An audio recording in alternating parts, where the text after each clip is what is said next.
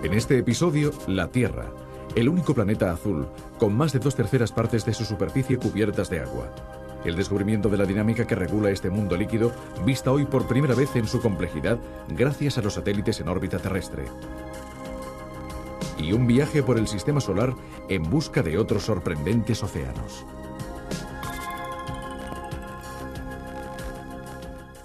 Un visitante que llegara por primera vez a nuestro sistema solar seguramente tendría muchos motivos para maravillarse. Pero uno de los más sorprendentes sería observar que entre los muchos cuerpos celestes que giran alrededor del Sol, solamente hay uno azul, nuestra Tierra. De hecho, solo la Tierra contiene agua en estado líquido. ¿Siempre ha sido así? ¿Hemos sido desde el inicio los más afortunados o tal vez ha habido agua también en otras partes y después evaporó o desapareció como consecuencia de otros fenómenos? Actualmente las ondas automáticas, que son unos auténticos reporteros cósmicos, han viajado a lo largo y ancho de los planetas y sus lunas y se han posado en varias ocasiones en su superficie. En consecuencia, poseemos un cierto conocimiento de nuestros vecinos en este pequeño rincón de la galaxia. ¿Qué nos han revelado estas observaciones? ¿Ha habido agua en otros planetas o en sus lunas? ¿Al margen de la Tierra existen otros océanos? Veamos. Vista desde el espacio, la Tierra, con sus océanos y su atmósfera, aparece como un extraordinario planeta azul. Pero si miramos a nuestro alrededor en el espacio, no muy lejos de nosotros, veremos dos planetas que no tienen nada de azul: Marte y Venus. En Venus no hay océanos. El agua desapareció debido al calor.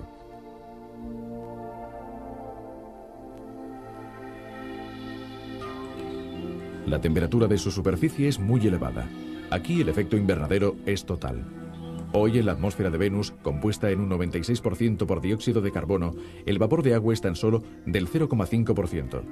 Si en épocas remotas hubo alguna vez agua en su superficie, probablemente se evaporó.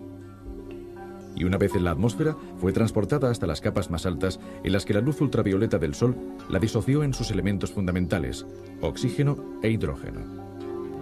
En ese momento, el hidrógeno, demasiado ligero para ser retenido por la gravedad venusiana, desapareció en el espacio cósmico. Así se disolvió el agua de Venus.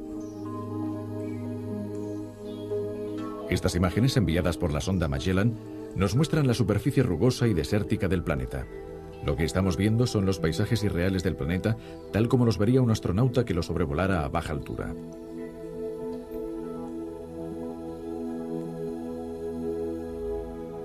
También Marte es un desierto sin océanos, pero por la razón opuesta.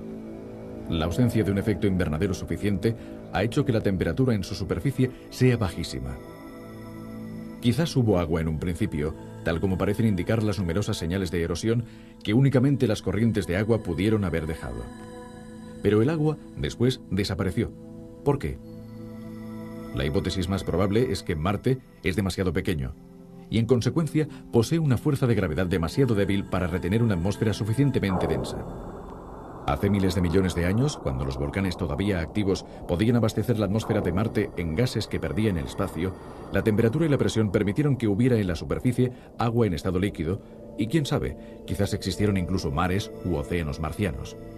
Pero después, cuando los volcanes dejaron de emitir humos y vapores, la pérdida de gases hizo que la atmósfera adelgazara de tal modo que, pese a estar compuesta en un 95% por dióxido de carbono, no produjo ningún efecto invernadero capaz de calentar el planeta. En la actualidad, el agua probablemente está escondida en el subsuelo en una mezcla de polvo y hielo. La experiencia de estos dos planetas nos indica varias cosas importantes. El efecto invernadero es determinante para la evolución del planeta. Si es excesivo, como en Venus, la vida resulta imposible. Pero si es demasiado escaso, la vida también resulta imposible, como en Marte, porque los océanos se congelan y producen un clima igualmente insoportable. La Tierra se encuentra en una afortunada situación de equilibrio. Un poco de efecto invernadero mantiene un clima favorable para la vida. Sin efecto invernadero, la temperatura media de la Tierra, la que debería tener dada su distancia al Sol, sería de unos 20 grados bajo cero. Pero observando el sistema solar, ¿hay alguna probabilidad de encontrar algún otro océano?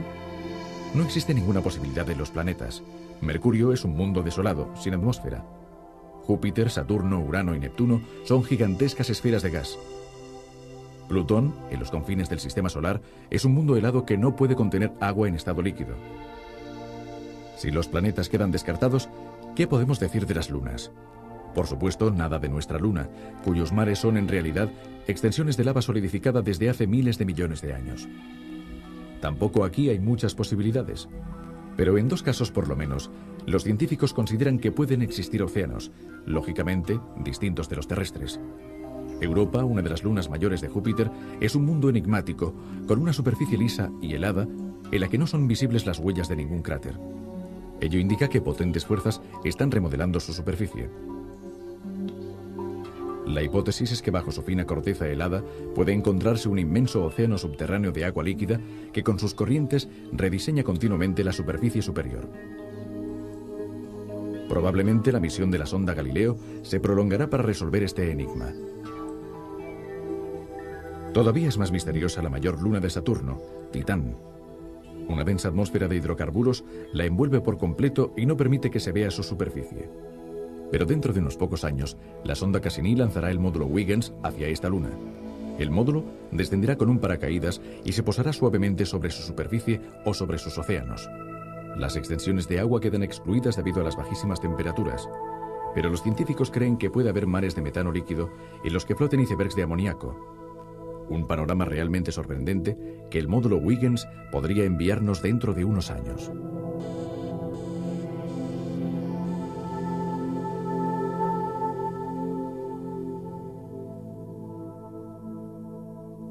A la espera de que la sonda Huygens nos muestre esos extraordinarios océanos de metano líquido, volvamos a los mares más familiares.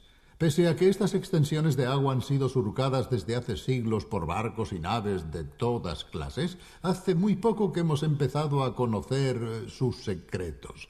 Desde las alturas, gracias a satélites especiales dotados de precisos instrumentos. De ellos, uno de los más importantes es el radar altímetro. Midiendo la altura del nivel marino con gran exactitud, es posible deducir muchas cosas sobre los vientos, las olas y las corrientes. Es un estudio muy interesante que está descubriendo que la circulación de las aguas oceánicas sigue un mecanismo muy complejo. Se trata de un estudio importante porque el océano y su dinámica desempeñan un papel de primer plano en el clima terrestre. En consecuencia, conocer mejor esta dinámica significa conocer mejor cómo funciona el clima y qué puede hacerlo cambiar. Veamos. Así es como aparecen los océanos terrestres desde el espacio. En estas extraordinarias imágenes en falsos colores filmadas por el satélite oceanográfico Topex-Poseidón, se mide con extrema exactitud el nivel del mar. Los colores rojizos indican un nivel más alto que el nivel medio. Los azulados, niveles más bajos. Pues bien, estos estudios revelan un hecho sorprendente. El agua de los mares casi nunca se encuentra al mismo nivel. En ciertas zonas, incluso como en el mar de los Sargazos, el nivel del mar está 1 metro por encima de las regiones vecinas. Pero ¿no nos habían enseñado que por el principio de los vasos comunicantes, un líquido tiende a situarse a un mismo nivel? Así es, efectivamente, si no existen otras fuerzas que lo perturben. Las fuerzas que hacen que los océanos sean más altos o más bajos son los vientos, los cuales, al soplar sobre las aguas, las empujan hasta construir verdaderas colinas líquidas. Son montículos en constante evolución, como nos muestran estas extraordinarias imágenes. Estos desniveles creados por el viento son precisamente el motor principal de un fenómeno oceánico importantísimo, las corrientes superficiales, como por ejemplo la del Golfo. Las cúpulas de agua no se tienen en pie, y mucho menos la enorme del mar de los Sargazos. De hecho, el mayor nivel crea una mayor presión en las capas inferiores que finalmente tienden a escapar por los lados. El montículo caería si no hubiera nueva agua para reconstruirlo, proporcionada por los vientos.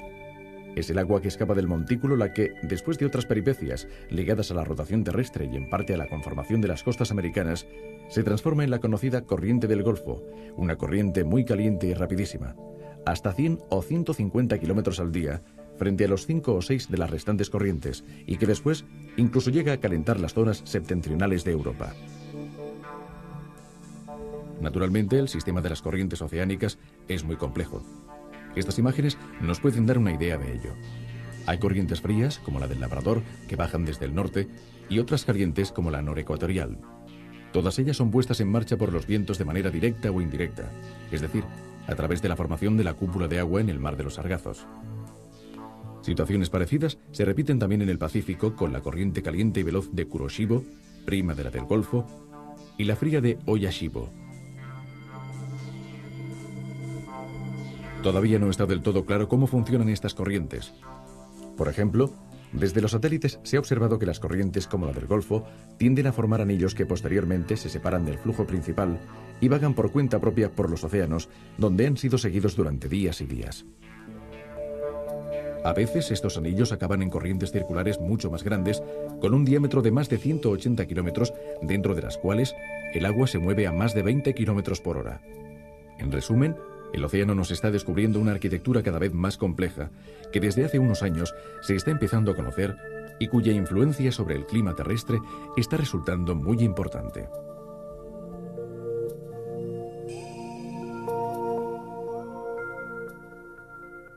Imaginemos una cascada de agua tan grande como 20 veces todos los ríos terrestres juntos. Sería un espectáculo realmente extraordinario. Pues bien, existe una cascada de este tipo en nuestro planeta, pero no la podemos ver. De hecho, es una cascada que se produce dentro del océano. Es agua más fría y más densa, situada frente a las costas de Groenlandia, que se hunde a 4 kilómetros de profundidad. Por otra parte, son muchas las sorpresas que nos reservan las profundidades marinas. Por ejemplo, los océanos tienen una estructura muy compleja. No se parecen en nada al agua que echamos en una bañera. Están formados por capas de forma parecida a un pastel 1000 hojas. Estas capas se mezclan muy lentamente. Según los científicos, estos fenómenos profundos pueden tener también importantes repercusiones en el clima terrestre. Veamos. Imaginemos que descendemos lentamente bajo el agua, impulsándonos cada vez más hacia el fondo. De esta manera podríamos ver una sección vertical del mar, es decir, su estructura más secreta e invisible. Los 100 primeros metros son homogéneos. La temperatura no varía mucho, ya que existe una gran mezcla de aguas. Pero si descendemos más profundamente, nos daremos cuenta de que el mar está compuesto por muchas sábanas, es decir, por capas de agua que jamás se mezclan entre sí. Esta curiosa arquitectura sumergida se debe a las diferentes densidades de las sábanas. Cada sábana tiene una densidad ligeramente distinta de la superior y de la inferior. La temperatura y la salinidad son los dos elementos que, al combinarse, hacen que varíe la densidad. Las capas son cada vez más densas a medida que se va hacia el fondo, y esto las hace impermeables las unas con respecto a las otras. Parece increíble hablar de agua impermeable, pero según los científicos, el agua de estas sábanas submarinas tarda millones de años en mezclarse. Tal vez gracias a la inmovilidad de las capas marinas más profundas, llevan a cabo las anguilas y los salmones sus extraordinarias migraciones.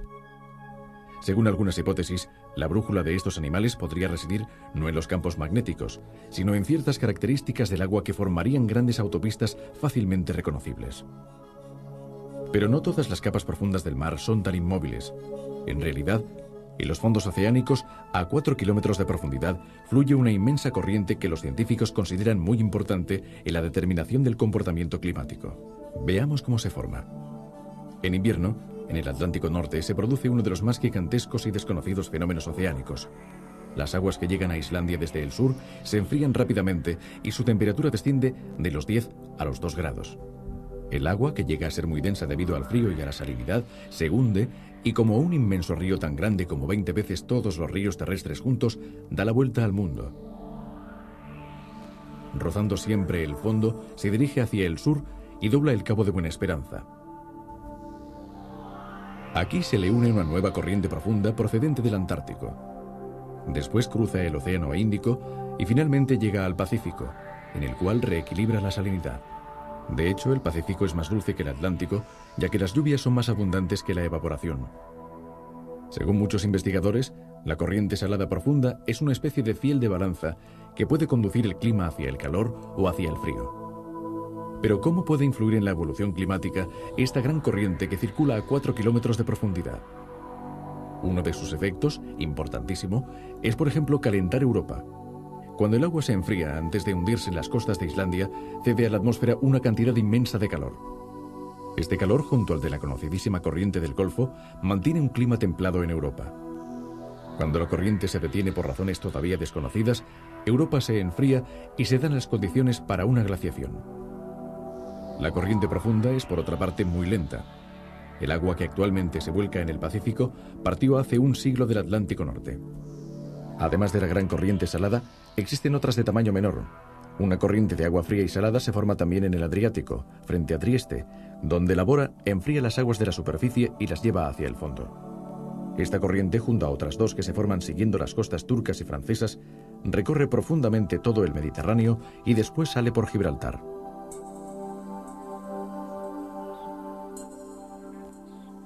Frecuentemente en estos episodios hemos tenido ocasión de hablar de la llamada deriva de los continentes, es decir, del hecho de que los continentes, como si fueran balsas, se mueven muy lentamente en el transcurso de millones de años. ¿Pero por qué sucede esto? Los océanos, o mejor dicho, los fondos oceánicos, intervienen porque la continua destrucción y reconstrucción de estos fondos funciona en cierto modo como un mantel que se mueve constantemente bajo los continentes. Veamos cómo se produce esta mecánica, este motor que mueve nuestras tierras. Así sería nuestro planeta si no hubiera agua. Una superficie desértica y ligeramente rugosa, con depresiones y cadenas montañosas. Un tipo de ondulación parecido al que se ve en la superficie terrestre. Así sería el Mediterráneo si se evaporara toda el agua. Se verían zonas muy llanas, como en el Adriático, y otras más montañosas correspondientes a las islas. Aquí estamos volando sobre un fondo marino recreado con una técnica especial de ordenador. Como puede verse, una vez eliminada el agua, nos parece que estamos en un paisaje montañoso normal. Los fondos oceánicos resultan extraordinarios también por otro motivo. Son la parte de corteza más joven de nuestro planeta. Mientras que las rocas más antiguas halladas en nuestros continentes pueden datarse en más de 3.500 millones de años, las oceánicas no tienen más de 200 millones de años. ¿Por qué? Aquí, en las profundidades de los abismos, se produce uno de los fenómenos más grandiosos de nuestro planeta: la creación y la destrucción de la corteza terrestre. En algunas zonas, como a lo largo de la llamada dorsal medioatlántica, una especie de cadena montañosa que cruza el Atlántico de norte a sur, el magma que sube desde las profundidades de la Tierra separa los márgenes de dos enormes placas que se separan lentamente.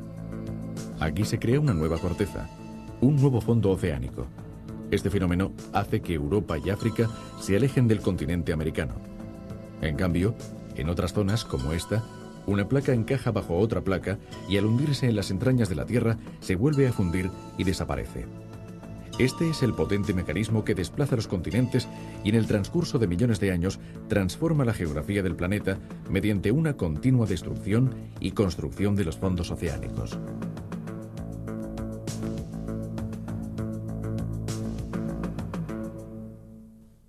Naturalmente, agua significa vida. Todos los científicos están de acuerdo en este aspecto. En el mar nació y se desarrolló durante un largo periodo la vida.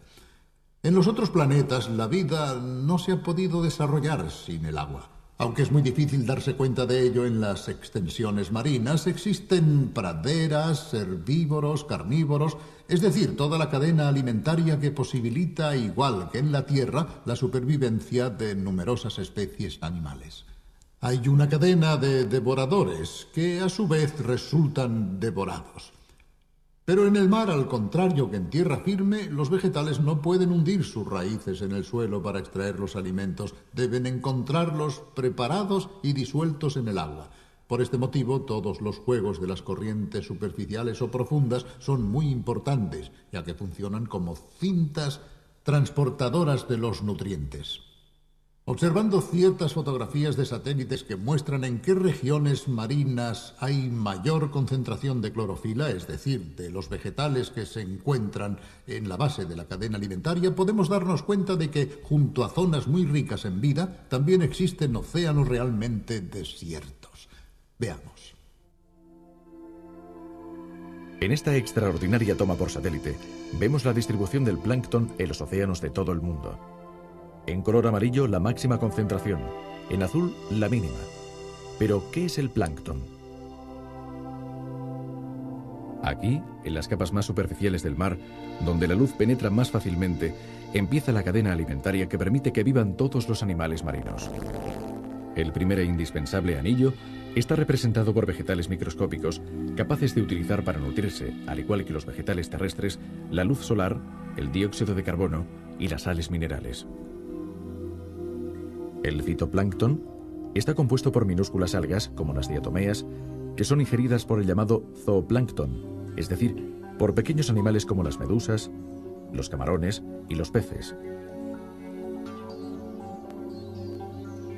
Cuando el fitoplancton muere, como sucedió en el Golfo Pérsico debido al petróleo vertido en el mar, se interrumpe la cadena alimentaria y todos los animales marinos, e incluso los terrestres que se alimentan de él, corren el riesgo de desaparecer.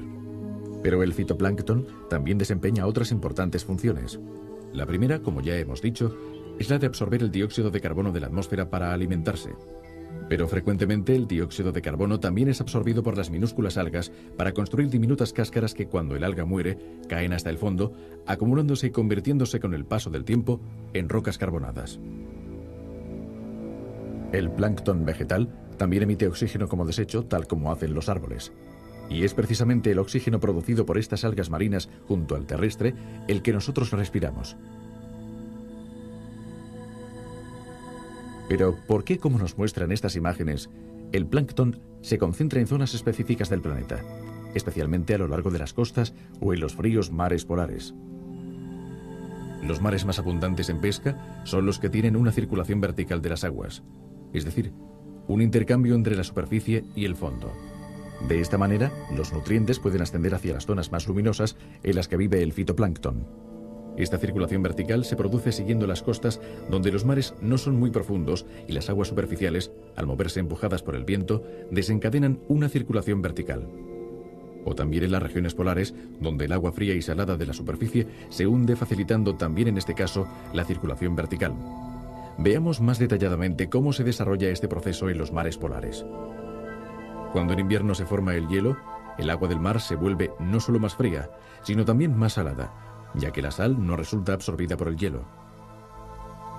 Al hacerse mucho más densa, el agua se hunde, dando origen a una mezcla entre las distintas capas. Uno de los efectos consiste en hacer ascender el agua profunda, rica en nutrientes. Por esto, cerca de los polos, el agua es rica en fauna marina, porque la cadena alimentaria que empieza en el fitoplancton contiene muchas sustancias nutritivas útiles. Focas, pingüinos, ballenas, morsas y leones marinos pueden sobrevivir en un ambiente aparentemente hostil gracias a la especial circulación oceánica.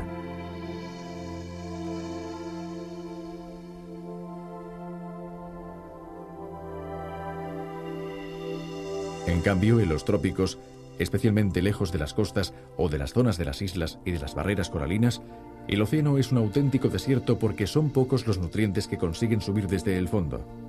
Las aguas superficiales, que son cálidas y ligeras, no pueden bajar a las profundidades para estimular la circulación vertical, funcionando como un tapón.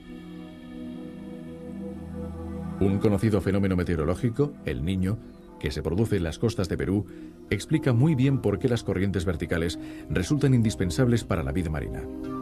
En una situación normal, los vientos soplan desde el continente americano hacia el Océano Pacífico. Las masas de agua que se trasladan debido a los vientos provocan que ascienda del fondo una corriente fría y cargada de nutrientes. Los peces son muy abundantes. Pero cuando los vientos se debilitan, la corriente vertical aminora y las aguas superficiales acaban calentándose. De esta forma, los escasos nutrientes que llegan a la superficie no pueden mantener el fitoplancton e indirectamente la gran masa de peces que de él se nutre. Para la industria pesquera peruana, esto significa la ruina. Este fenómeno es periódico y se repite aproximadamente cada 38 meses. Pero según los científicos, esta oscilación climática no tiene solamente repercusiones locales. Las consecuencias del Niño afectan a toda la atmósfera y a todo el planeta. Se trata de uno de los fenómenos más estudiados por los meteorólogos y los oceanógrafos. En nuestro sistema solar, la Tierra es el único planeta azul. Pero en nuestra galaxia existen por lo menos 200.000 millones de estrellas, muchas de las cuales son semejantes a nuestro Sol. Quizás alrededor de una de esas estrellas gire otro planeta azul que albergue la vida. Si esto es posible, ¿qué podemos decir de los otros miles de millones de galaxias con miles de millones de estrellas? ¿Es posible que no exista ningún otro planeta azul?